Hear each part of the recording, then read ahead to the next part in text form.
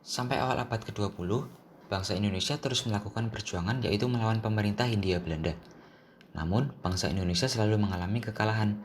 Kekalahan tersebut disebabkan oleh berbagai masalah, antara lain belum adanya persatuan dan kesatuan.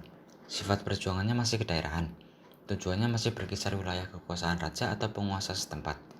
Belum ada organisasi perjuangan yang bersifat nasional dan masih mengandalkan kekuatan fisik.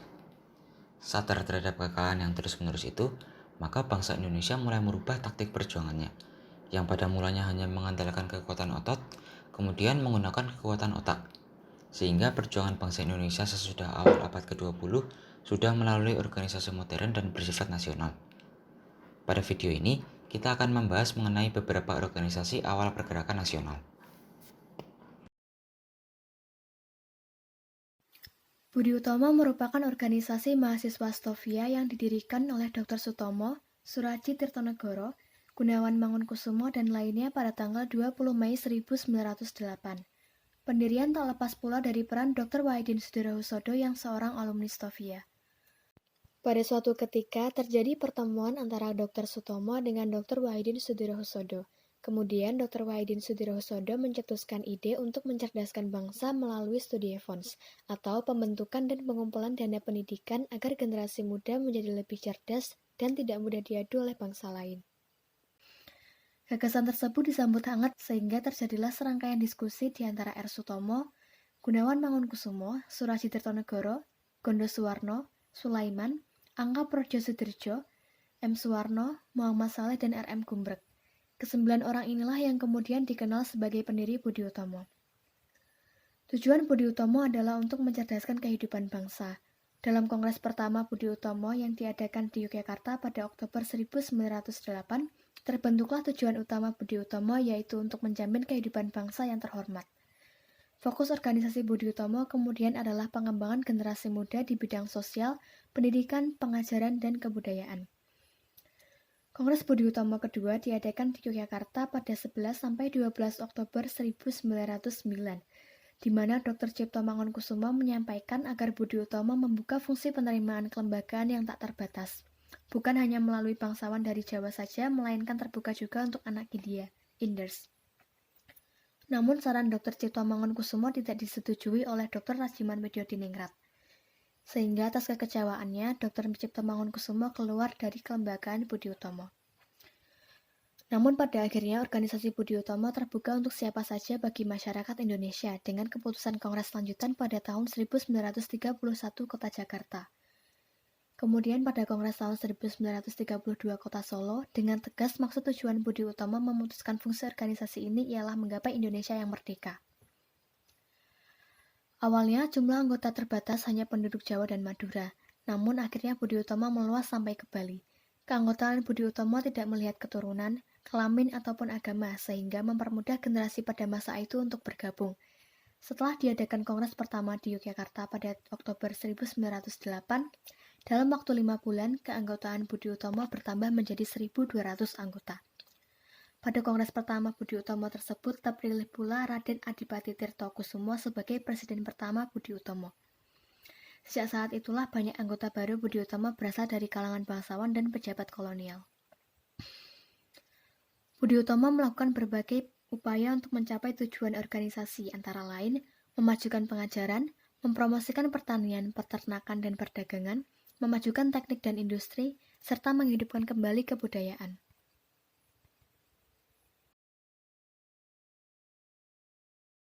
Bernama Indische Vereniging yang kemudian pada tahun 1925 diubah menjadi Perhimpunan Indonesia. Perhimpunan Indonesia beranggotakan mahasiswa Indonesia yang belajar di Belanda, antara lain R.P. Sosrokartono, R. Hussein Djajadiningrat, R.N. Noto Suroto, Noto Diningrat, Sultan Kasyayangan Saripada, Sumitro Kolopaking, dan Apituli.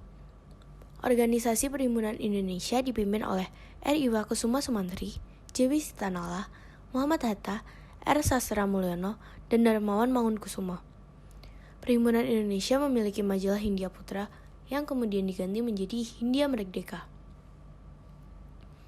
Pada tahun 1925, Perhimpunan Indonesia mengeluarkan manifesto politik yang berisi kesatuan nasional, solidaritas, non-kooperasi, dan swadaya. Tokoh-tokoh Perhimpunan Indonesia menghadiri Kongres Demokrat Internasional dan Kongres Liga Melawan Imperialis dan Penindasan di Brussel. Pada tanggal 10 Juli 1927, 4 orang anggotanya yaitu Muhammad Hatta, Nazir Pamuntjak, Abdul Majid, Jojo Diningrat, dan Ali Sastro Amijojo ditangkap. Kemudian mereka disidang di pengadilan di kota Den Haag pada tanggal 22 Maret 1928. Hatta mengemukakan pembelaan yang berjudul Indonesia Vrij atau Indonesia Merdeka.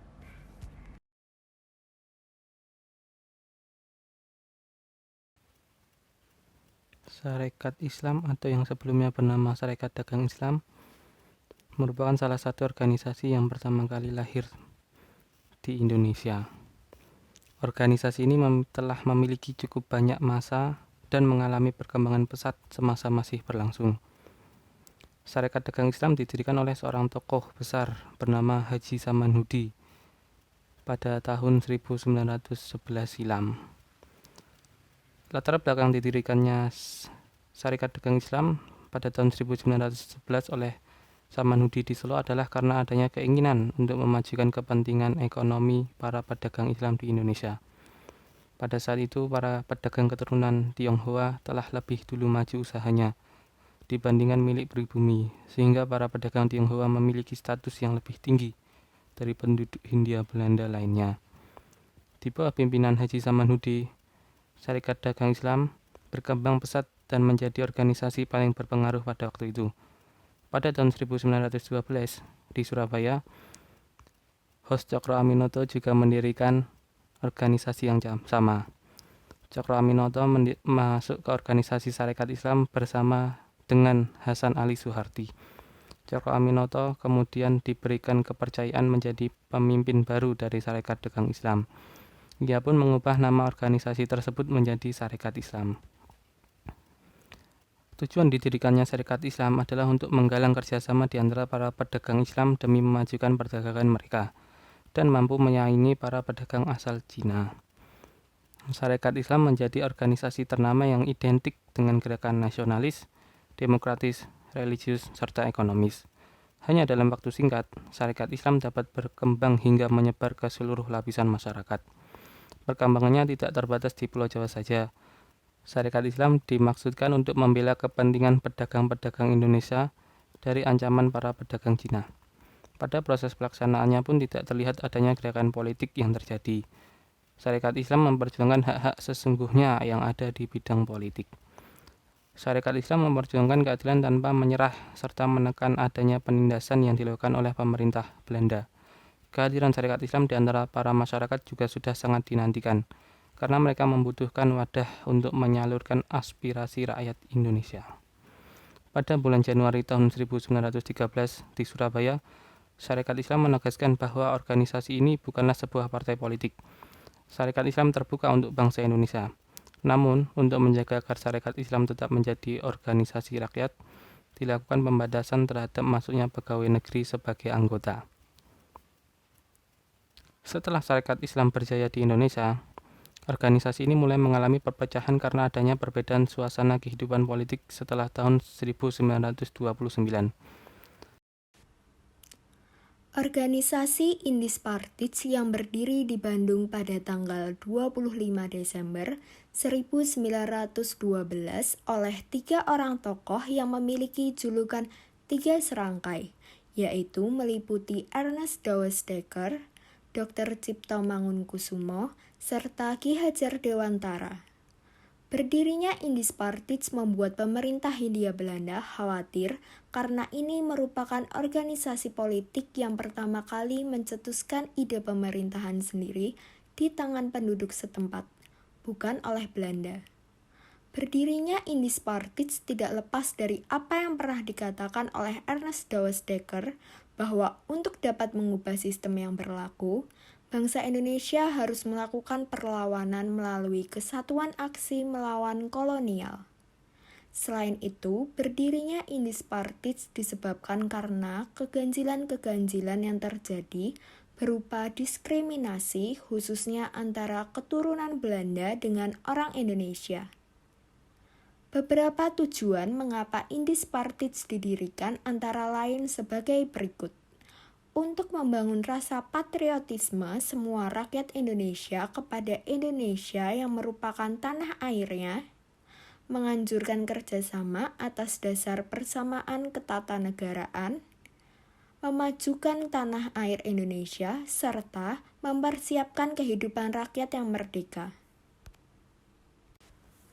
Untuk menunjang keberhasilan tujuan tersebut, Indispartits memiliki beberapa program kerja antara lain yaitu menyerap cita-cita Indonesia, memberantas kesombongan sosial dalam bidang pemerintahan maupun kemasyarakatan, memberantas usaha-usaha yang mengakibatkan kebencian antar agama, memperbesar pengaruh pro-Indonesia di bidang pemerintahan, berusaha untuk memperoleh hak bagi semua orang Indonesia, serta dalam pengajaran harus memiliki tujuan untuk kepentingan ekonomi Indonesia, serta memperkuat ekonomi mereka yang lemah.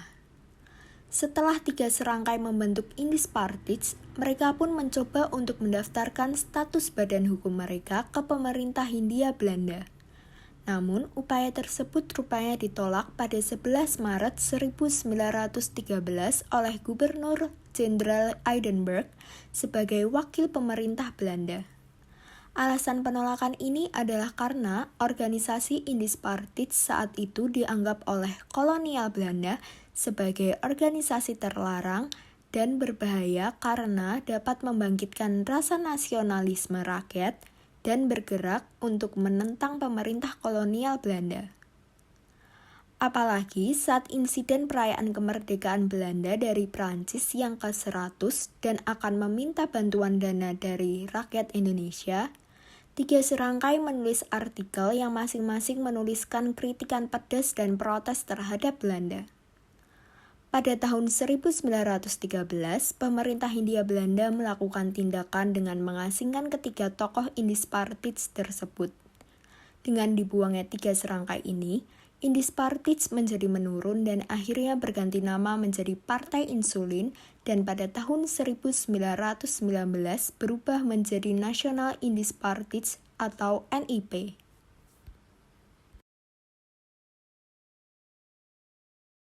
Muhammadiyah didirikan oleh Kiai Haji Ahmad Dahlan di Yogyakarta pada tanggal 18 November 1912. Asas perjuangannya ialah Islam dan kebangsaan Indonesia. Sifatnya non-politik dan kooperatif. Muhammadiyah bergerak di bidang keagamaan, pendidikan, dan sosial menuju kepada tercapainya kebahagiaan lahir batin. Tujuan Muhammadiyah adalah sebagai berikut. 1. Memajukan pendidikan dan pengajaran berdasarkan agama Islam. 2. Mengembangkan pengetahuan ilmu agama dan cara-cara hidup menurut agama Islam. Dalam rangka mencapai tujuan tersebut, usaha yang dilakukan oleh Muhammadiyah adalah sebagai berikut. 1. Mendirikan sekolah-sekolah yang berdasarkan agama Islam dari TK sampai dengan perguruan tinggi. 2. Mendirikan poliklinik, rumah sakit, rumah yatim, masjid, dan sebagainya. 3. Menyelenggarakan kegiatan-kegiatan keagamaan. Pada masa kepemimpinan Ahmad Dahlan 1912 sampai 1923, pengaruh Muhammadiyah terbatas di karisidenan seperti Yogyakarta, Surakarta, Pekalongan, dan Pekajang, daerah Pekalongan sekarang. Selain Yogyakarta, cabang-cabang Muhammadiyah berdiri di kota-kota tersebut pada tahun 1922. Pada tahun 1925, Abdul Karim Amrullah membawa Muhammadiyah ke Sumatera Barat dengan membuka cabang di Sungai Batang, Agam. Dalam waktu relatif singkat, arus gelombang Muhammadiyah menyebar ke seluruh tanah Minang itu.